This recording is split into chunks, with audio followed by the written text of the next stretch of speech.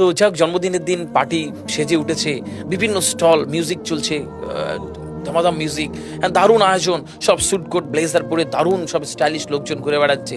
লোকটা বাড়ির তো আলমারি নেই, একটা আলনা থেকে একটা সুন্দর জামাটাই বের করেছে, কিন্তু বোঝা যাচ্ছে যে একটা মলিন জামা, মানে ওটা পরেও ভালো মানুষের বাড়ি যাওয়া যায় না। ওটা পরে যখন জন্মদিনের পার্টিতে ঢুকেছে, সবাই দেখছে এটা কি। বন্ধু আলাপ করিয়ে দিচ্ছ না, মনে নেই আমাদের ওই বন্ধু, সবাই হ্যান্ডশেক করলো, কিন্তু দূরত্ব একটু আছেই আর কি, যেহেতু একটা বিরাট গ্যাপ আর কি।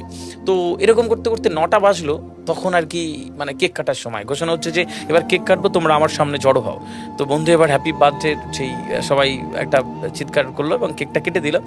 এবং কেকটা এবার সবাই একটু খাওয়ানোর সময় যখন 3 নম্বর বন্ধুকে খাওয়াচ্ছে, তখন ও দেখতে পেল তার হাতের এই আঙুলে যে সোনার আংটিটা ছিল, আংটিটা নেই।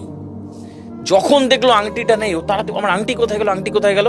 পুরো জন্মদিনের পার্টিতে একটা বিষণ্ণতা ছিল, যেই সেই কিছু উৎসাহী বন্ধু থাকে না, বলছে আরে তোর আংটি, দাঁড়া দাঁড়া দাঁড়া, এখান থেকে কেউ বাইরে যায়নি, আমরা আংটি খুঁজে বার করবো, দাঁড়া খুঁজে বার করবো, সব বন্ধুকে চেক করবো।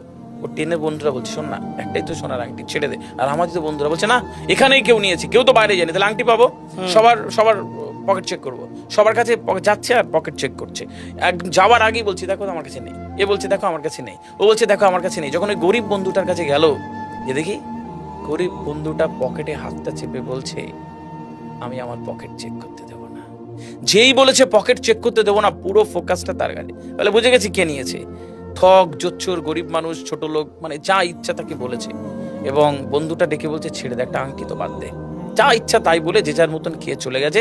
11:30 12টা বন্ধু যখন বাড়িতে ঢুকলো ফ্রেশ হবে, ব্লেজারটা খুলতে গেছে, দেখলে ব্লেজারের এই পকেটটাতে আংটিটা কোনোভাবে আটকে গেছে।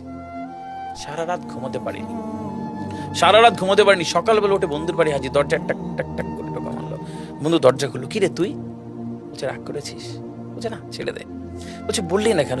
তোকে ঠক, জোচ্চোর, ছোট লোক কত তোকে খারাপ বলেছে, তুই এত অপবাদ নিয়ে বাড়ি চলে এলি।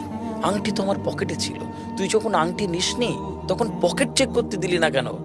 বন্ধু দরজাটা পুরোটা খুলে দিয়েছে, বলে ওই দেখ আমার 12-13 বছরের ছেলে, জানিস খুব একটা কঠিন অসুখে আক্রান্ত, ভালো করে ট্রিটমেন্ট দিতে পারিনি, ওকে ভালো ডাক্তার দেখাতে পারিনি, আমার কাছে টাকা নেই, জানিস ওকে ভালো খেতে দিতে পারিনি, দুর্বল।